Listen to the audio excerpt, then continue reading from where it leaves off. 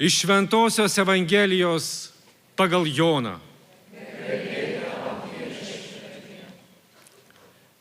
Tos pirmosios savaitės dienos vakare, durims, kur buvo susirinkę mokiniai, dėl žydų baimės esant užrakintoms, atėjo Jėzus, atsistojo viduryje ir tarė: ramybė jums. Tai pasakęs, jis parodė jiems rankas ir šoną. Mokiniai nudžiugo išvydę viešpatį. O Jėzus vėl tarė: ramybė jums. Kaip mane siuntė tėvas, taip ir aš jus siunčiu. Tai pasakęs, jis kvėpė į juos ir tarė: imkite šventąją dvasią. Kam atleisite nuodėmes, tiems jos bus atleistos, o kam sulaikysite, sulaikytos. Vieno iš 12, Tomo, vadinamo Dvyniu, nebuvo su jais, kai Jėzus buvo atėjęs.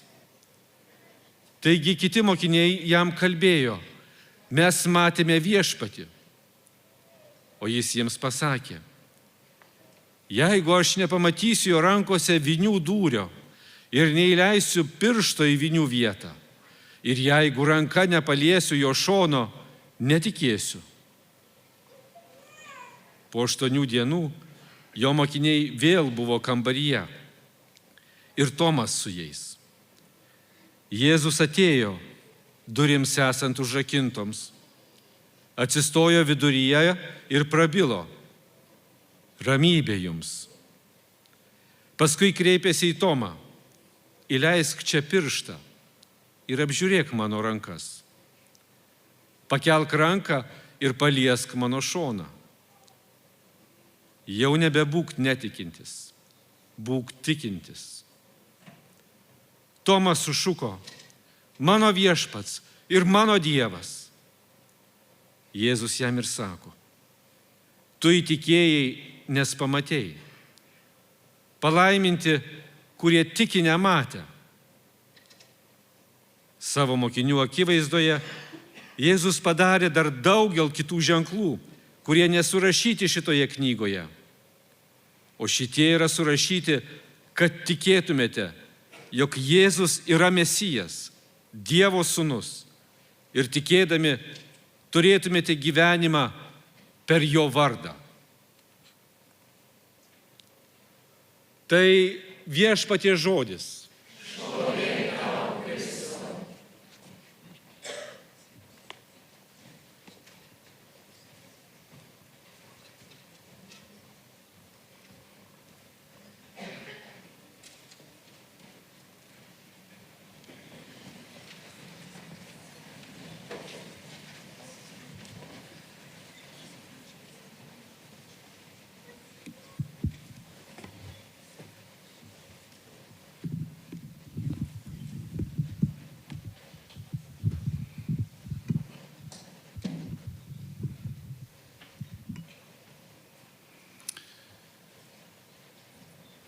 Brangieji, skaitome apie nuostabius susitikimus su prisikėlusiuoju pirmąją savaitės dieną, tada vėl po 8 dienų.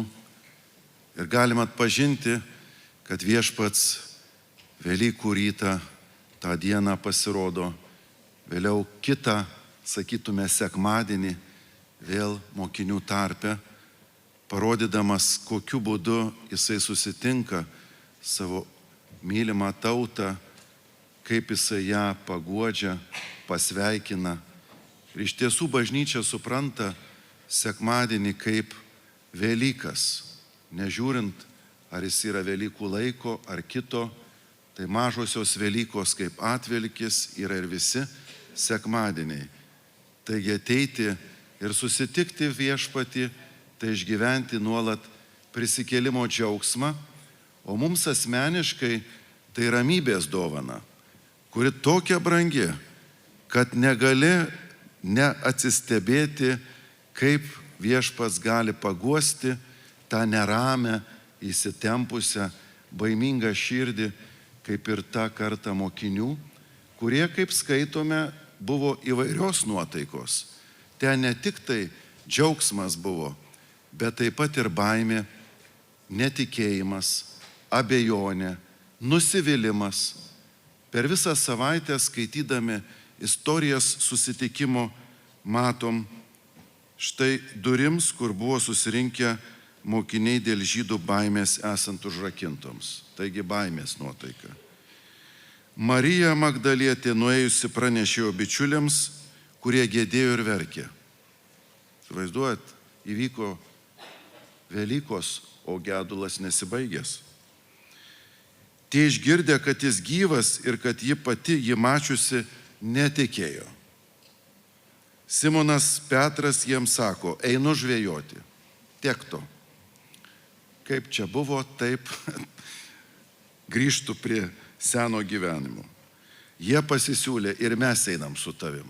Taigi ir mes panašiai jaučiamės. Jie nuėjo, sulipo į valtį, tačiau tą naktį nieko nesugavo, net ir žuvis nekimba. Kai sako, nesiseka, tai iki galo. Virpėdami iš išgąsčio, jie tarėsi matą dvasią.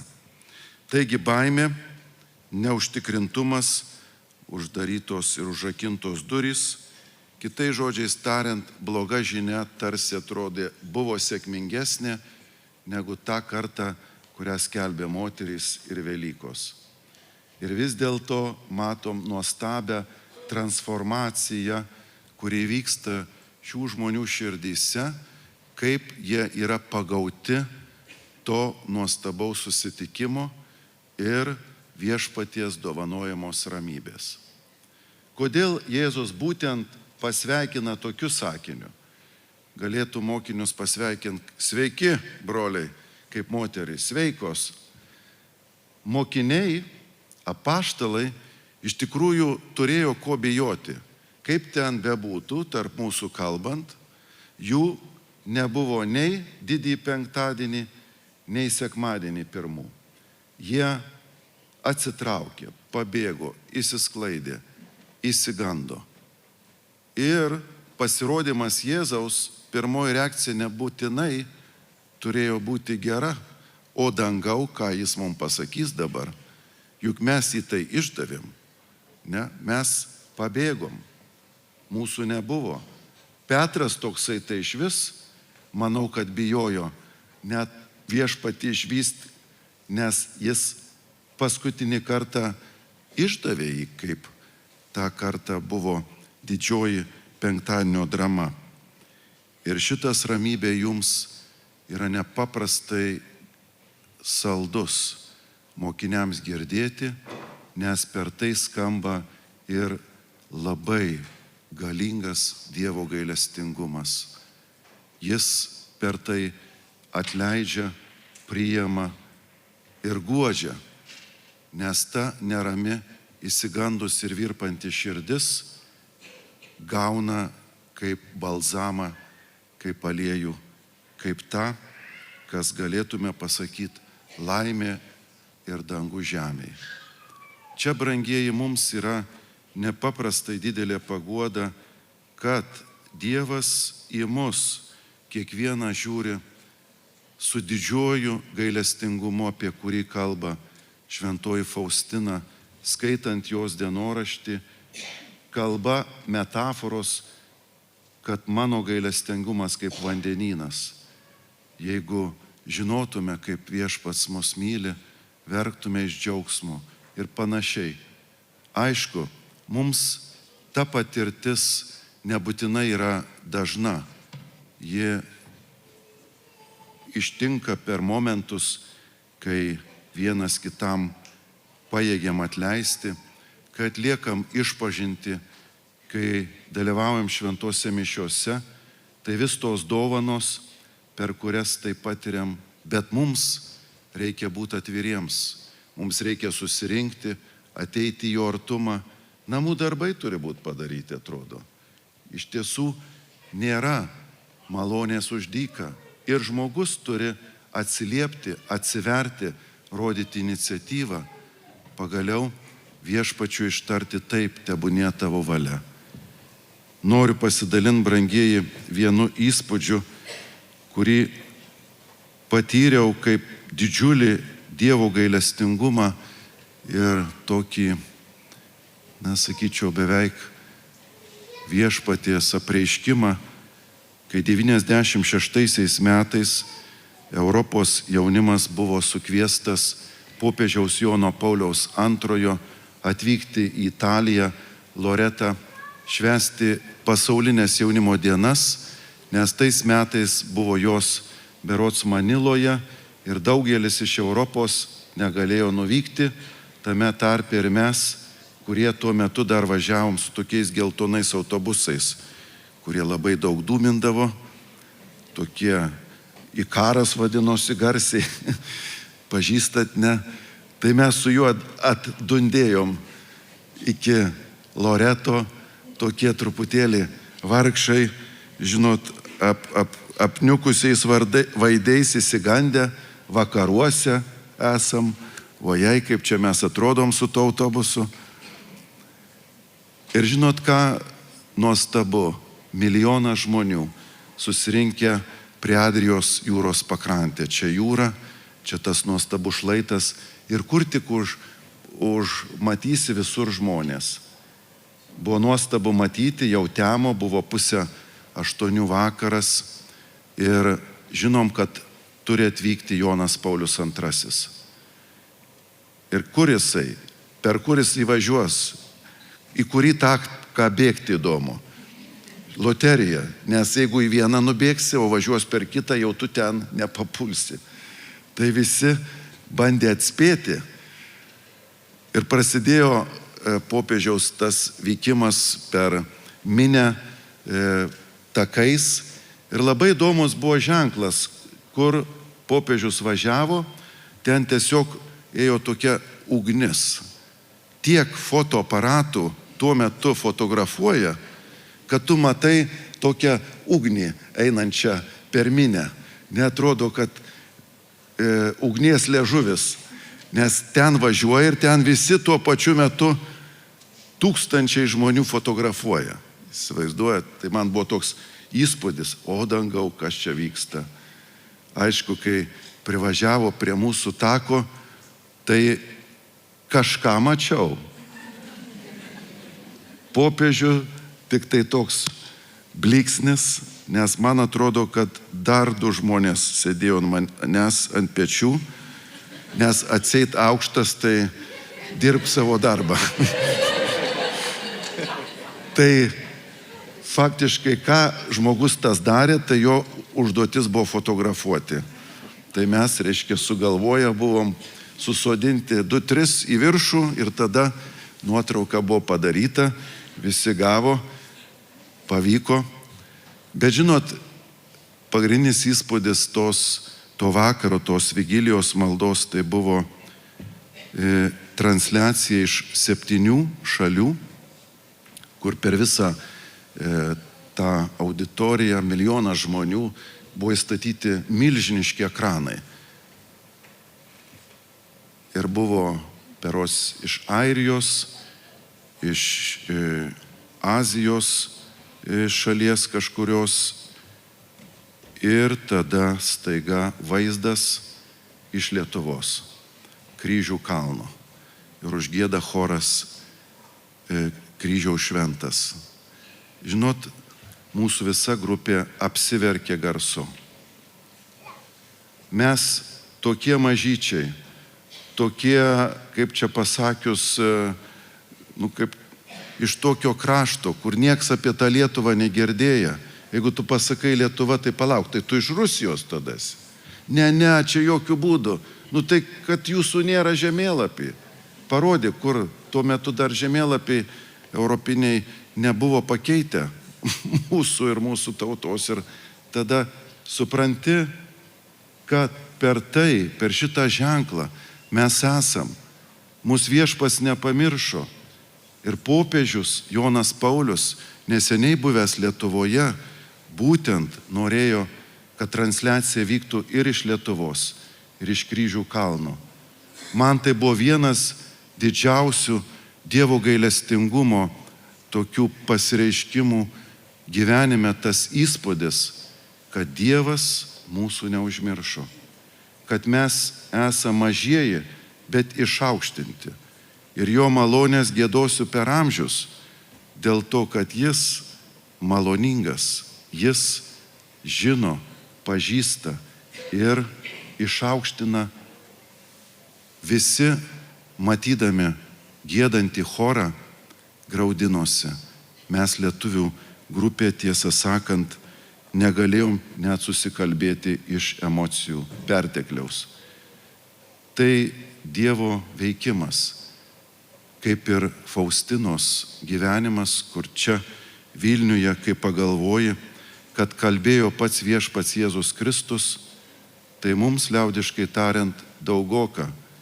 Ir sunku net patikėti, kad būtent iš čia, iš šitos vietos, šito adreso, Dievo gailestingumo žinia sklinda į visą pasaulį.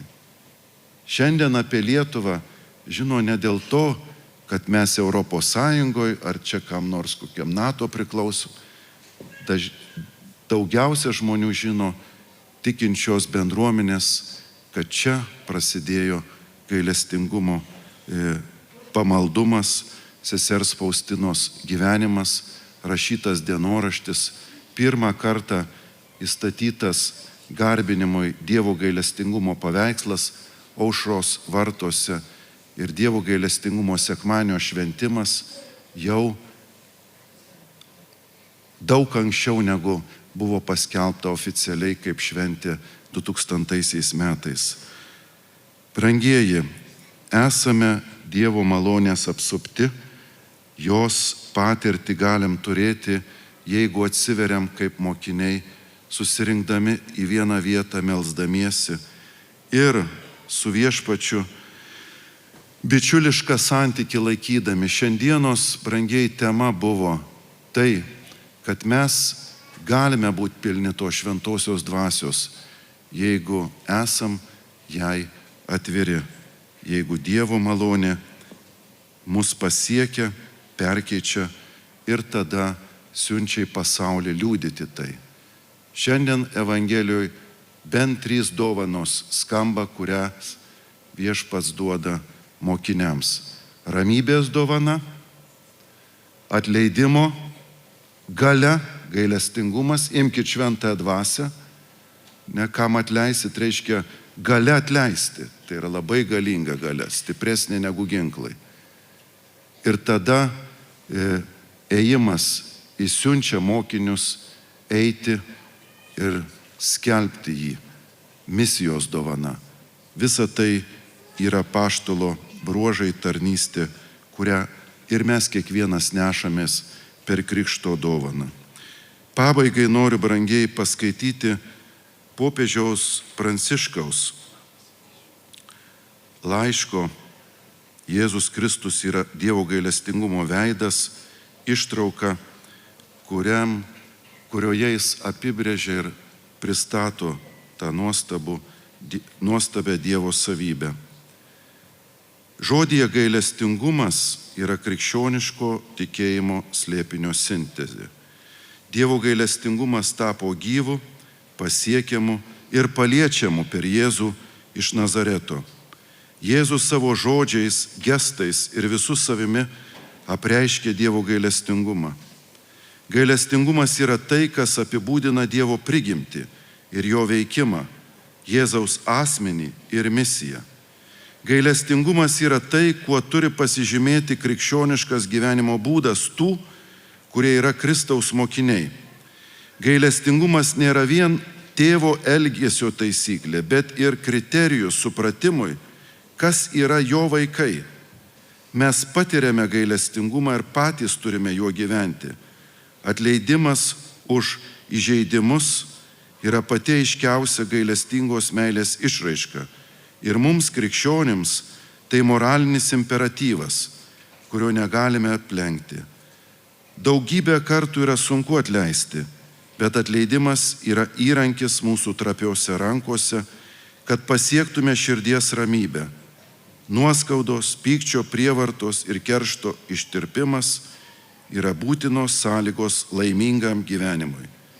Meilė nėra ir negali būti abstrakti.